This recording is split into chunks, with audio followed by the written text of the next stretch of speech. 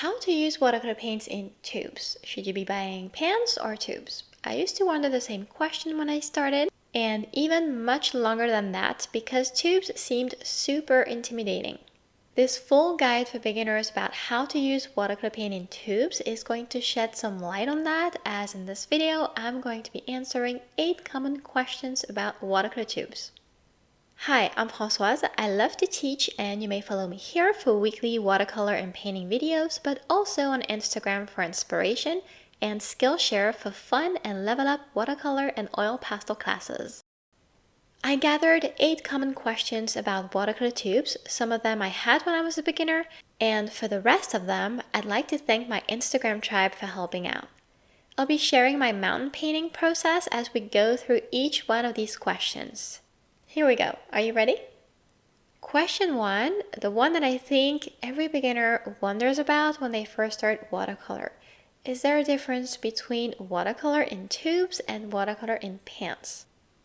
I can tell you confidently that quality-wise and in the way the paint is going to look on paper, there is no difference between the two. The Old Holland brand does back this up on their website. So I'll place a link to the article in the description if you need more convincing.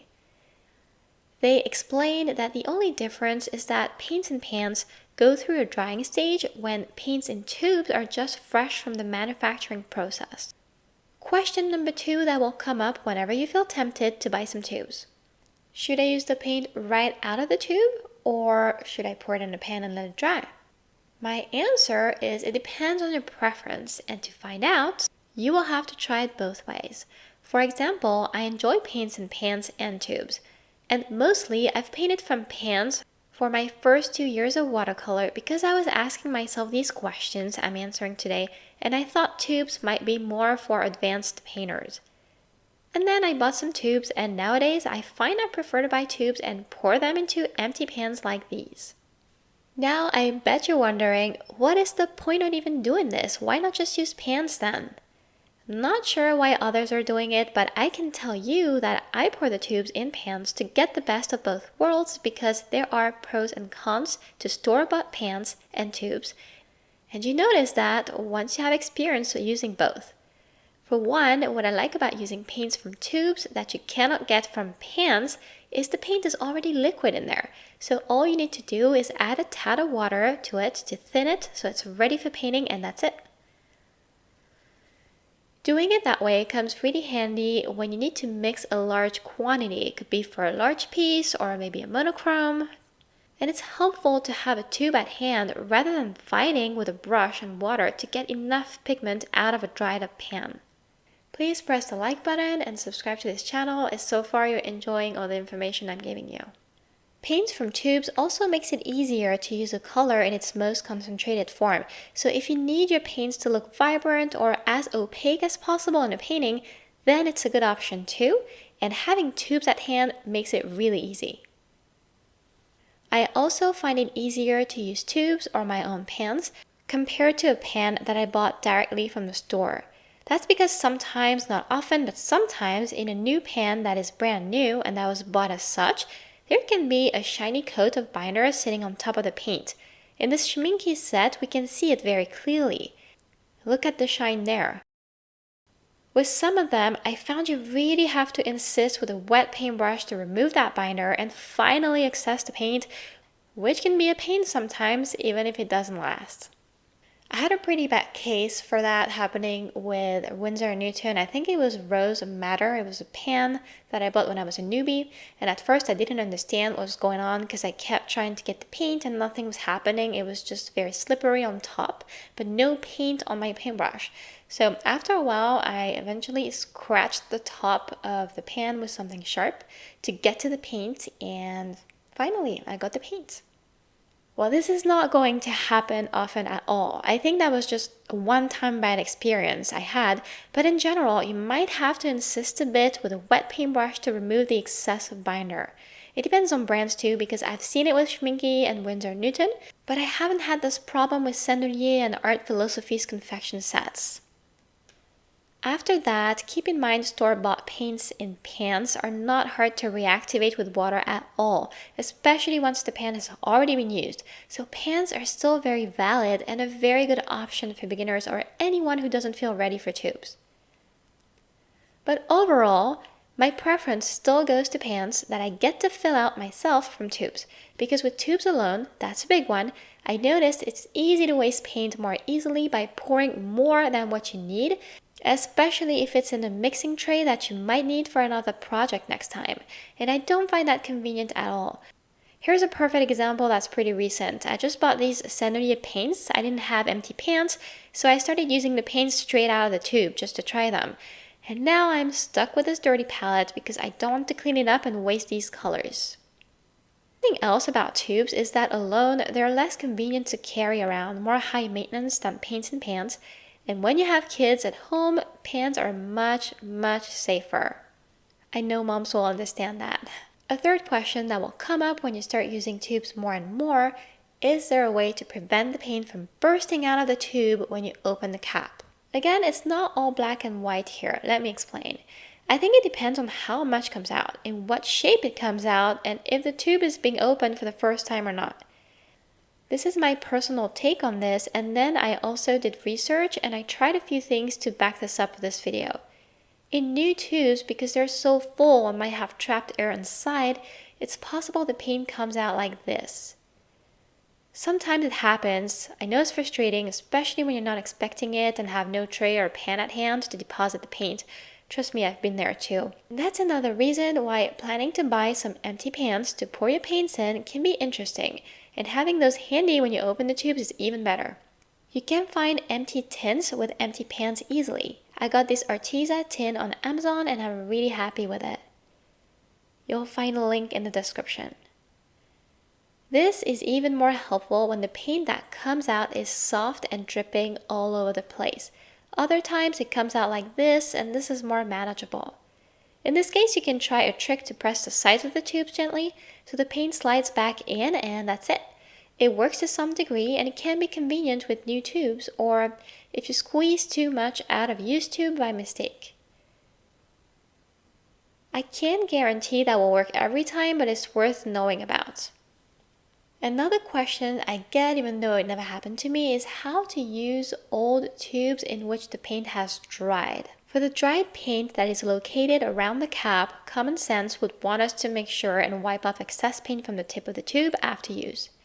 I'll admit I don't do it if there's just a little bit of paint, if it doesn't come out, and so far so good. Watercolor not being sticky, I haven't had any problems on my end.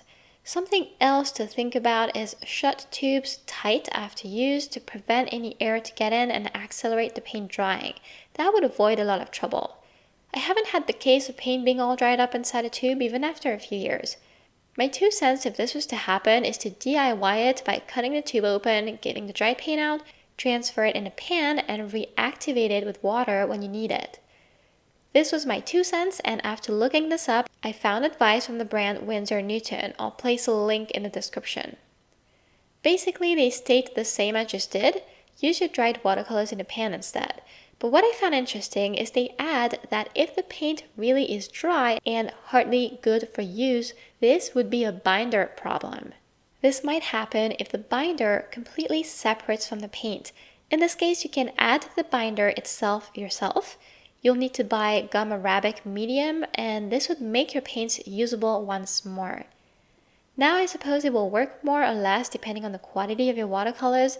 I have bought cheap watercolors before, and they are all cracked after using them just a few times, when this has never happened to me with common brands. So again, here is no one size fits all, but I guess it's valid for most brands and cases. Do tubes last long? In other words, is it worth it to buy tubes over pans? If we're talking about how long the paint is good for, paint in tubes can last up to 5 years overall, paint in pans for up to 10 years or so. I haven't had a chance to test this as I've been painting for less than 3 years, but I can say I haven't seen a change in my tubes or pans since then. In terms of how fast the paint goes, Again, with tubes, it can be easy to squeeze out a bit more than what's really needed, so be careful with that and opt to fill out your own pans like I do to avoid such a problem. Then I think, and I'd love to know if you guys have noticed, that some brands get all used up faster than others. Let me know in comments what you think. Another thing about tubes being interesting for your budget is if you have go-to shades, then why not invest in a tube for these rather than buying pans over and over? Because with a 15mm tube like this, I'd say you can fill out 5 to 7 pans, which is pretty huge. How to store watercolor tubes is a question that keeps coming back to see if we should store tubes in a specific way. It seems this will make a difference if they're sitting up or laid flat. According to the information that I have found, I actually store mine flat and sealed in a bag. Everything has been fine doing it this way. I would recommend to just make sure the cap is on good, that's it. Having mine in a bag makes it easy to put them away and keep all tubes organized by brand, which is why I went for bags in the first place. I'm sure it helps with getting humidity and air away too, so if you get a chance to do this, I can only recommend it. Now, a classic question for both pans and tubes. What are those symbols and numbers about? Those symbols and numbers indicate properties for the paint inside that tube. You will find the same on pans. I'm talking about information like pigment that makes a specific color, and properties like if the paint will last for a long time, that's called lightfastness, but also if it's more opaque or transparent, if it can be removed easily from paper, etc. To learn more about watercolor properties and features, watch this video I made with general information about the terminology that you'll find on watercolor tubes and pans. You can also find those details on manufacturers' websites. For a crash course in this, let's take a few tubes from different manufacturers. Be aware the way some of this information is listed may vary slightly from brand to brand, although it's generally the same. I have tubes of different sizes here from Art Philosophy, Daniel Smith, and Schmincke. Right away, I'm noticing the large tube from Daniel Smith bears no technical information about the paint, and when that happens, you will most likely find it on the website. I even think they have that information on their dot card. It's a card you can purchase to try all of their colors, and I'm pretty sure they have color properties listed on there. On the small Schmincke tube, I know from seeing 4 stars that the paint is light fast, which means it wouldn't fade easily over time. And for light fastness, the more stars the better, 5 being the maximum. Again, check meaning on each brand's website as these may vary from one to the other. Schmincke uses stars, others use numbers. I'm learning from the mentioned PR and PG, this paint is made from red and green pigments. P stands for pigment and the letter that follows for a specific color. Info about pigment is pretty similar everywhere. The square indicates it's a semi-opaque paint. If it was a blank square, it would mean the paint is transparent. If the square was black, we would be dealing with an opaque paint. With Schmincke, I wasn't sure what the triangle stands for, so I checked and easily found it on their website. It means this is a non-staining pigment. You can lift it off the sheet easily once it's been applied. As you can see, you have it all on the website most times. I'll link Schmincke's properties page in the description so you have somewhere to go to for quick info about what symbols and letters may mean. Don't forget to also check my video about it as it relates to all brands, not just Schmincke. Art Philosophy's tubes are more explicit with clearer mentions about all these properties. This cobalt blue shade is rated 2 for light fastness, it is semi-transparent, and then we have 2 different blue pigments in it. No mention about the staining properties, however. As I said, this varies from brand to brand. And by now, to add to the confusion, you're probably wondering, what tubes should I buy? Is there a specific brand or specific colors I should buy? It's hard to answer this question. There is no one-size-fits-all here. And again, it's really all about preference. So my general recommendation is to go for common brands you see other artists using. I would stay away from cheap and nameless watercolors from the dollar store, for instance.